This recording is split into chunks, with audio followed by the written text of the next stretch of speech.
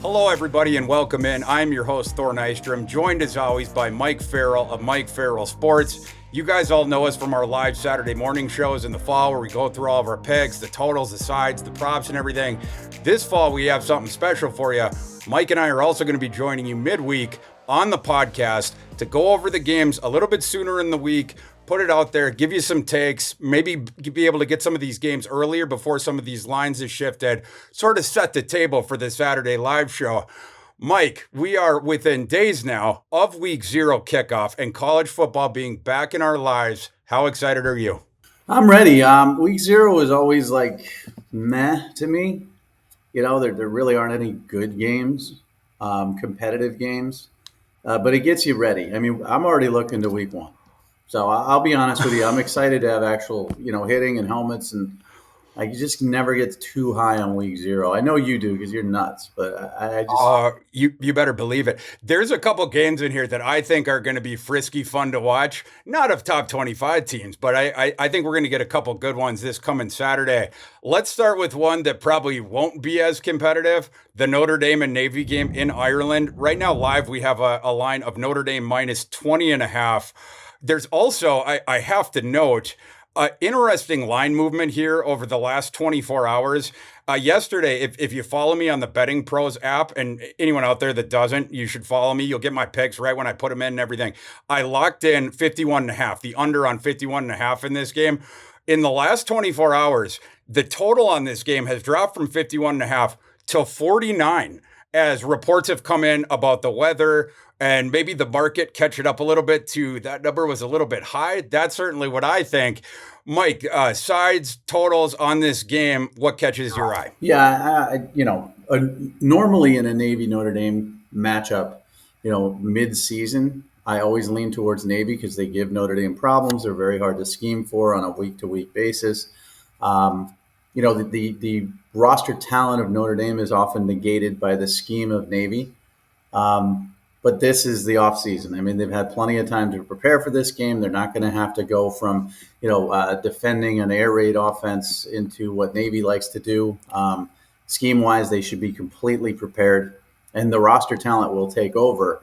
So I want to emphasize that if this were a midseason game, I would like, to go Navy side covering 3 touchdowns, but not here. And I don't care if it's in Ireland. I don't care if they're the Fighting Irish. I don't think they're going to play any harder because they're, in Ireland. I just think that, when you're talking about the talent level, especially on the line of scrimmage, Notre Dame has a distinct advantage. They're going to run the football. They're going to get Sam Hartman into the flow of things easy. I don't think it's going to be a pass-happy football game. And they're just going to control the line of scrimmage on both sides, wear Navy down, and win this game by more than 3 touchdowns. I think your point is really well taken of there is a decided difference between playing a team like this in the middle of the season when you only have the 6 days to prepare for it, coming off of playing offenses of all different types before it, and having the entire offseason to prepare for it. I think that's a really good point. Another point that I want to bring up about this is the rule change 2 years ago about the cut blocking and everything like that. It has really neutered the flex bone offenses. It's one of the reasons why Ken Niumatalolo is not going to be coaching in this game, why they moved on from him, because Navy the last couple of years, they just went into the tank. Another reason why Army is going from the flex bone, which is run for years and years and years, to a spread option offense, more like the Coastal Carolina offense. What's interesting is even though Navy moved on from Niumatalolo, the offensive coordinator that they hired for this sort of next generation, this new coaching staff, whatever, it's this guy that came from Kennesaw State. He's a disciple of Paul Johnson. And, there's people out there that will be like, oh, his option is more dynamic and everything like that. I don't know about that. The Kennesaw State offense leaned pretty heavily into the flex bone. There is more shotgun than just 100% under center, the flex bone that Johnson ran. So I guess in some ways that's true, but I feel like it's a little bit misleading because they were led by the foot of the flex bone. And what was interesting to me about that was a couple years ago, Kennesaw State, they went 11-2 in 2021. Last year, they went 5-6 with these new rules to ban the cut blocking and everything like that. That would have made me a little bit skittish. I think going to the total on this one, which I think is the better bet than Notre Dame laying the points. Although if I had to choose a side, I would lay the points. My system's line on this game is Notre Dame minus 27.9. So that is where I would put the value on it. But my system's total on this game is 45. I mentioned that when my interlude, my lead up to this thing is I love the under of this game. The weather reports that came in today, I mean, it doesn't, I suppose it makes me more bullish on the 51.5 ticket that I'm holding, but I don't need the weather for this game to go under. You mentioned that Notre Dame's front seven, their defense overall, but their front seven is absolutely nasty, filled with experience, filled with ballers there. Their defense is really, really good. And again, those guys had all off season to prepare for the flex bone. And those guys can't cut block them outside of the tackles no more. So I think that's a big thing. Again, Navy new offensive coordinator, but also Notre Dame has a new offensive coordinator, Gerard Parker. They promoted him from tight ends coach. Then Sam Hartman is taking over the offense.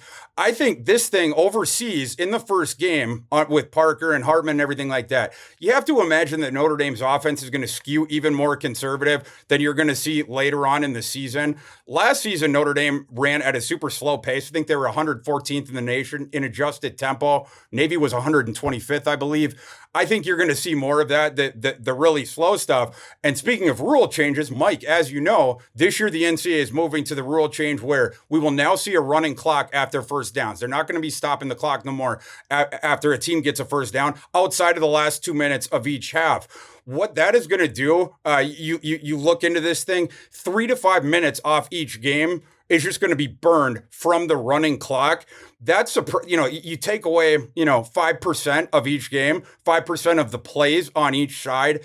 All that stuff in conjunction. I don't love the Navy offense. Notre Dame's defense, nasty defense, had a whole lot of time to prepare for this thing. The flex bone is going down. The clock change rules, I think, are going to suppress scoring 3 to 4 points a game across the way, especially teams that move the ball more methodically. The teams that won't affect as much are the bombs away teams that aren't relying on first downs. They're relying more on the explosion than the efficiency to score their points.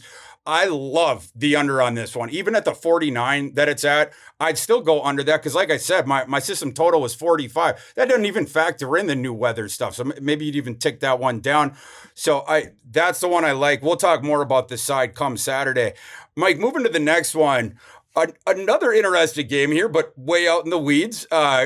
We have Rich Rod's debut, or Jacksonville State's debut, I should say, in the FBS. Rich Rod bringing them into the FBS. I've missed Rich Rod in my life as an FBS head coach. He hasn't been there since the Arizona days. And by the way, maybe he's a little bit misremembered for Arizona. He actually did pretty good at Arizona in comparison to everyone that has come since. Now he's taken over last year he took over Jacksonville State. Now they're ticking up. 2 years ago, Jacksonville State, 1 year before Rich Rod got there, was not good. They finished under 500, I think 5-6. Last year they were up to 9-2, but again, now they're jumping up in levels. Now you're playing this UTEP team that 2 years ago made a bowl game. Last year really should have. They were 5-6 heading into the finale against UTSA. Jump out to a 24-0 lead. And then blew it. So they ended up finishing 5-7.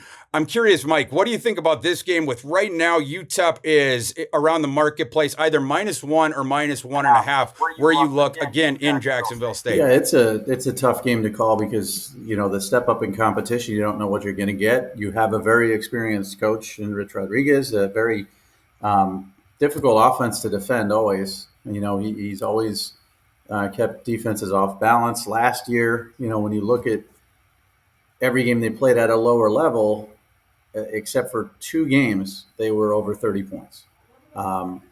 They were over 40 numerous times.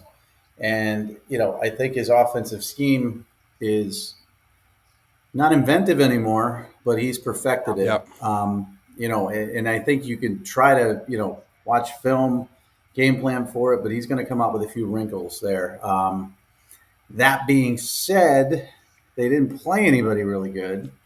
And, a couple teams like Tulsa absolutely destroyed them last year. And I know they had a quarterback issue, but I'm leaning towards UTEP here just because of their ability to play against higher level teams over the last couple years.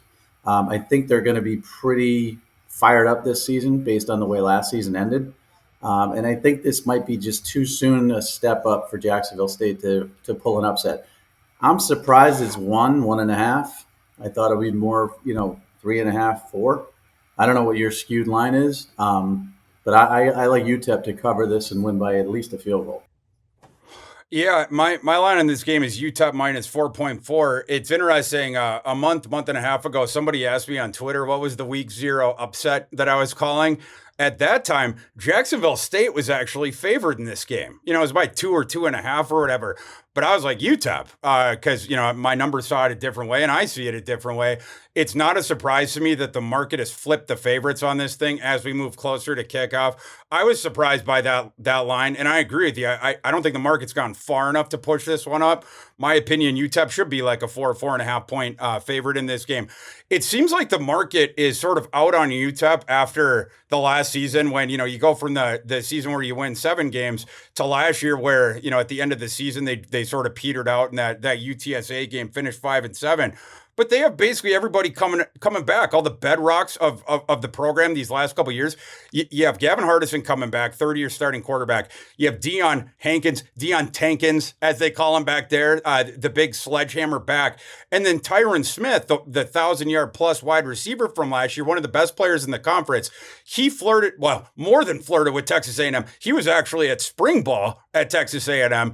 And then for whatever reason was like, yeah, just kidding. I changed my mind. Comes back to UTEP. Absolutely enormous for UTEP having a playmaker like that. And then the offensive line for UTEP is the best in the conference, in my opinion. And then you flip it to the other side of the field. UTEP's issue last year, it was their secondary on defense. You could rip UTEP through the air. They did some stuff in the portal to address that. They signed an immediate starter. They signed 4 kids from JUCO. I think their secondary would be better. But it's not going to matter in this game. Even if the secondary still stinks, it ain't going to matter in this game because Zion Webb can't throw. Jacksonville State is almost handcuffed into being that one-dimensional team. Zion Webb last year, 10-9 TDI&T ratio. His accuracy percentage, I don't even know if he got up to 55% completions. So you really just have that spread option stuff. And here's the problem for Jacksonville State in this specific matchup. UTEP's front 7 is really good for this conference. In my opinion, the only one better in the CUSA is Middle Tennessee State, who shut down everyone's run game in the conference last season. UTEP is number 2 to MTSU in my humble opinion. I think between all that stuff, I think UTEP, their defense can address the spread option. I like UTEP's returning experience on offense. They have playmakers. I'm not sure if Jacksonville State has anyone in that secondary that can contain Tyron Smith, for instance. I like UTEP in that game quite a bit, especially at that super low number. Mike, we don't have to spend quite as much time on this one today. We'll get deeper into it on Saturday. But let's just briefly hit on UMass and New Mexico, mostly because there's been some interesting line movement on this one. Sort of like the last one we were just talking about where it flipped the favorite. In this one, all summer, New Mexico State was over a touchdown favorite. I found it really interesting in the week, 10 days leading up to kickoff. That line, not only did it hit a touchdown, it has now come under a touchdown. New Mexico State is only favored by 6.5 against a team that I rank in my power rankings, UMass, as the worst team in the FBS. I think that's notable. Do you have any thoughts about the fighting Jerry Kills going and playing Don Brown in UMass? I'm a big Don Brown guy. That doesn't mean I like UMass. Dr. Blitz, Mike. I don't. Don Brown. I'm a Northeast guy. He cut his teeth up here. He was at Maryland, UConn, obviously Boston College, Michigan. Now he's back at UMass. And his first run around was very good at UMass. The second run around is never good. And we've seen that with, Randy Edsall at UConn and some other examples of that. UMass is a horrible, horrible football team. They're going to get a little bit better under him, but they're still awful. They should never be within a touchdown of anybody. And listen, I'm not a big New Mexico State fan either. I don't think they're good, but they're much better than UMass. I don't know why this line's climbing down. I would still hammer New Mexico State, laying 6.5. And I love that number. I mean, you're under the touchdown number. But even when it was higher than that, I was always New Mexico State. there are certain teams, and it didn't work out for me really great last year because UConn was one of those teams where every week I said bet against UConn, and they had a surprising year. And Jim Mora Jr. did a great job there. But UMass is a consistently horrible football team, and I'm going to say if you want to make money this season, just guaranteed money, bet against them. In all 12 games, you're at least going to go 8-4, 9-3 against the spread. So take New Mexico State. I'm willing to chalk up you fading UConn throughout last season to residual Randy Edsel hate. You just hadn't gotten over to the. I'm still not over it. Still not over it. But Jim Mora Jr. is a nice guy. I mean, I like him, and Randy. I mean, I don't like any UConn coach. Since Skip Holtz 100 years ago. So it is residual. But I love Don Brown. Love him to death. I think he's a great defensive mind, and I think he coaches kids up. But UMass stinks. Their roster stinks, and they just don't have the weapons to win any football game. And they're probably going 1-11, maybe 2-10. But this isn't one of their wins. Yeah, so I don't disagree with you about UMass's talent. Like I said, they are 133 out of 133 teams in my FBS power rankings. The only thing I will say, sort of a PSA before we dive deeper into this game on Saturday, despite the fact my system has this game, New Mexico State minus 9.1, I have to give sort of a PSA about New Mexico State's season last year, which is one of the flukiest, most fraudulent things you're ever going to see. It was a hand of God fluke. What happened to him? So New Mexico State, Jerry Kill's first season, they start out 0-4, which we all thought was going to happen. After that, they go on the tear. They go 7-2. They end up winning the bowl game. Here was the 7 opponents that New Mexico State beat last year. Beat Hawaii, was one of the FBS's worst teams. Beat New Mexico, was one of the FBS's worst teams. Beat UMass, who is the worst team of the FBS right now, in my humble estimation. Then they beat FCS Lamar in their next game. Then they beat Liberty. Mike, you recall at the end of the season, the 4-game losing streak Liberty had when Hugh Freeze was spending more time negotiating with Auburn than he was game planning? They were just totally removed, and the players the whole thing seemed discombobulated. You didn't have cohesive game plans, everything. New Mexico State was one of the 4 lucky opponents that got to catch Liberty at the end of the season as opposed to the beginning, so they upset them in that game. That got New Mexico State to 5-6, and because a game earlier in the season against San Jose State had been first postponed and then ultimately got canceled because of a tragedy on the San Jose State side, and because the NCAA did not have enough bowl-eligible teams to fill all the spots, New Mexico State applied for a waiver to play an opponent in week, the week after week 13 or whatever. There was a couple FBS teams that they could have played. They didn't want to play New Mexico State in that game. So the NCAA allowed them to play another FCS team, which was Valparaiso, which of course New Mexico. So now we're 6-6. And then the NCAA gave them the waiver to get into bowl season under the auspices of the idea that it wasn't their fault that they had to play 2 FCS teams. They basically got boxed into it. In that game, they ended up playing this Bowling Green team that stunk too. Bowling Green was not nearly as good as their record. New Mexico State beats them. That's how they finished 7-6. Fraudulent team. But they did. I don't expect a ton this year. They did win the bowl game. But yeah, I mean, did him. And I made a lot of money in that bowl game. I was all over the fight and kills in that one. He showed up in that, not a poncho. I don't know what it's called, but Jerry Kill was looking good during that game. So no disrespect. It's just this is a for New Mexico State season long. I'm definitely on the under of the win total. I have those tickets in my pocket. I'm not, again, we'll get more into it on Saturday. I'm not saying I'm going one side or the other. I just have to give a PSA to people out there that are like, why is a 7-6 bowl winning New Mexico State team only giving 6.5 points to the worst team in the FBS? That might be an indication why sharps are sort of circling around UMass in this game. Mike, before we move on, I want to take a second to encourage everyone out there to join Betting Pros' college football picks contest this season, which you can do at bettingpros.com/college. There will be monthly giveaways and a grand prize winner at the end. Scoring is based on ROI, just like it is in real life. So make a killing this year and you're going to win our contest too. Mike, moving on to the second part of our slate. We only have 7 FBS versus FBS games in week 0, but we got a few more to discuss before we get the people out of here. This one I'm very excited to watch. San Diego State and Ohio. 2 bowl teams here, 2 very interesting teams that are going to be competing for their conference championships, in my opinion. Very frisky teams. Right now, live, we have a line of San Diego State minus 2.5. The sports books were kind of waiting to see what was going to go on with Rourke, if he was going to play or not. You guys recall Rourke, by the way, before I even say that, was PFF's highest graded quarterback last year before he got hurt. Rourke was awesome last year. Then he suffers this devastating injury in the middle of November where he tears multiple ligaments in his knee. I didn't think he had any chance to be back for the start of the regular season. He was out there in spring ball in his pads. Like, he's way ahead of schedule. For instance, Cam Rising, who on the surface, Cam Rising's injury didn't seem to be as, sort of bad when you read about it as Rourke's, but Rourke is back. He will play in this game. I think that's a reason why the line is sort of in this weird area of being under a field goal. You're pretty close to a pick 'em here. Mike, I'm curious what you think about this one, the Aztecs and the Bobcats. Well, because Rourke's playing, I like the Bobcats. He's the difference maker. So, a little preview to Utah, Florida. I don't. Yeah.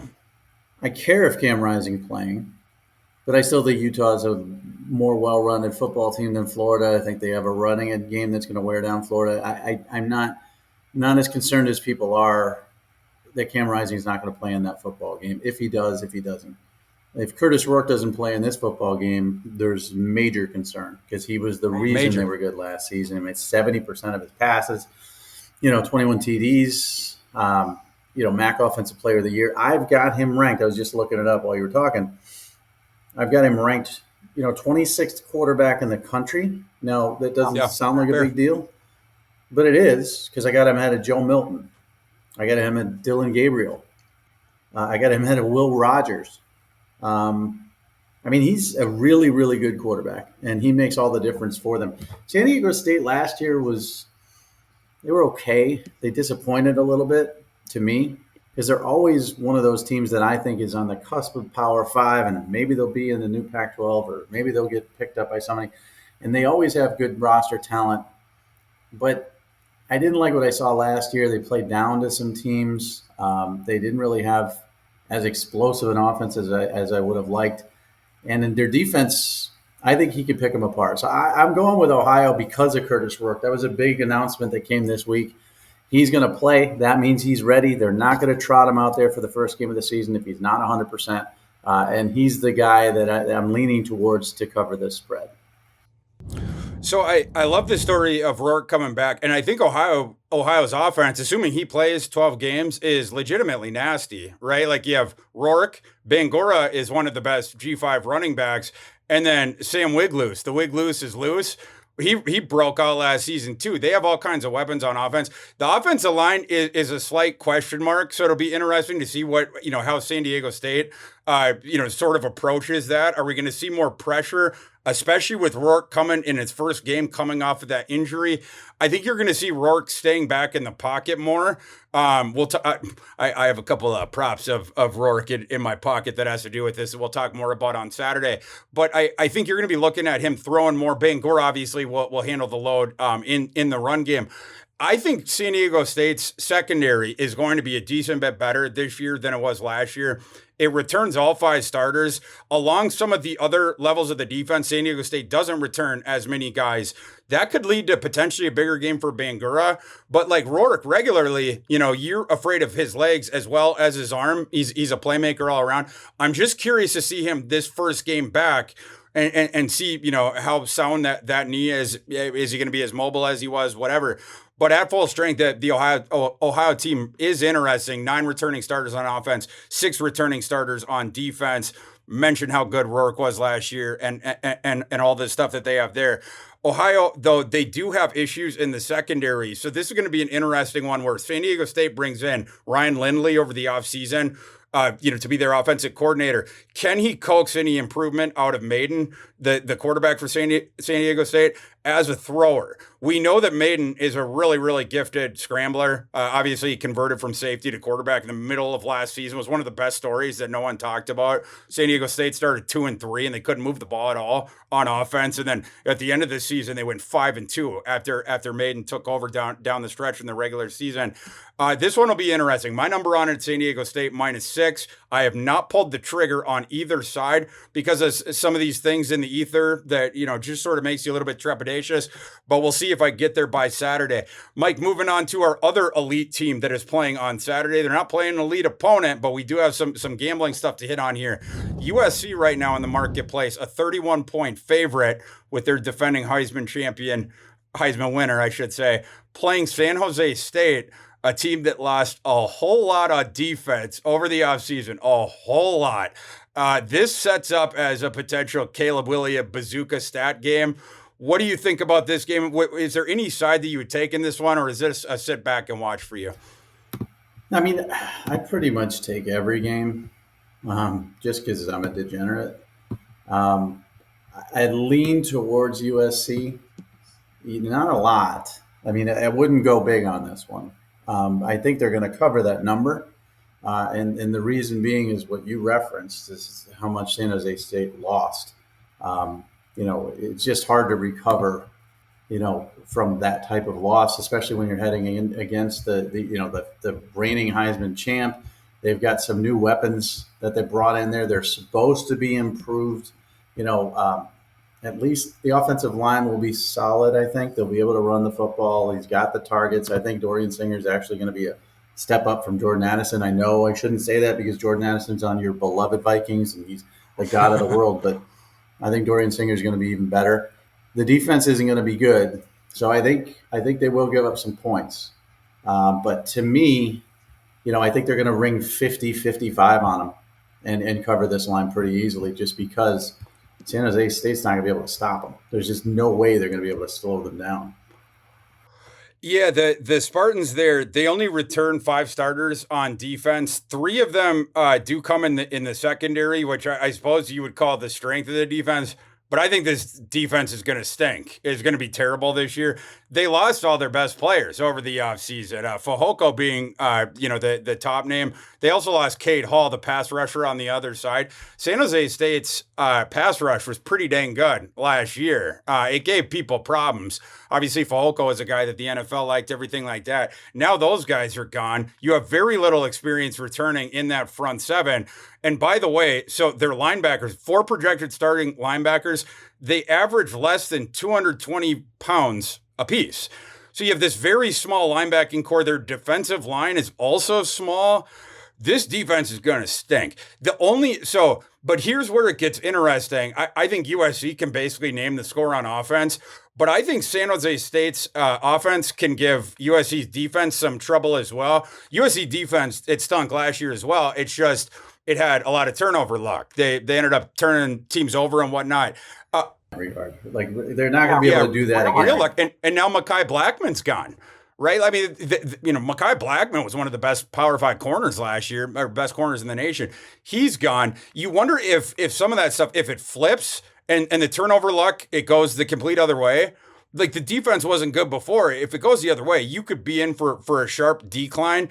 And if they haven't learned how to tackle over the offseason, that's where San Jose State could pose, the offense could be pesky and just keep moving, because San Jose State's offense, they don't run the ball a ton, outside of Cordero scrambling around. They give the Robinson kid, they give him some carries. I expect a little bit more in this game against a USC front 7 that I don't trust at all. They're not very physical. But what San Jose State's offense really good at, and they return 9 starters, it's the paper cut stuff. It's the efficiency stuff. They don't turn the ball over. It's just that quick hitting passing game, every single time, whatever. And then they put the ball into space and they force you to tackle.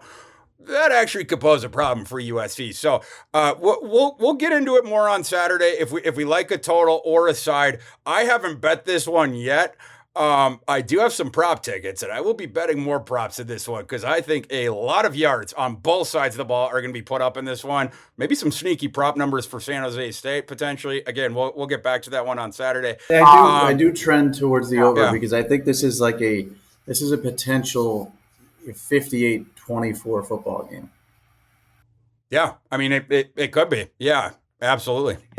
Running clock and all that, and perhaps less scoring. But I think this is one where, USC can't be stopped. There's absolutely no way they're going to be stopped unless they turn the ball over. And that turnover, ratio they had last year isn't going to repeat. I mean, it's just they were too fortunate in that regard. But Cordero is a very talented quarterback. They do have Robinson that they can score points. If they put up 20 plus, I still don't think they cover 30 and a half because I think USC is going to put up 50 plus.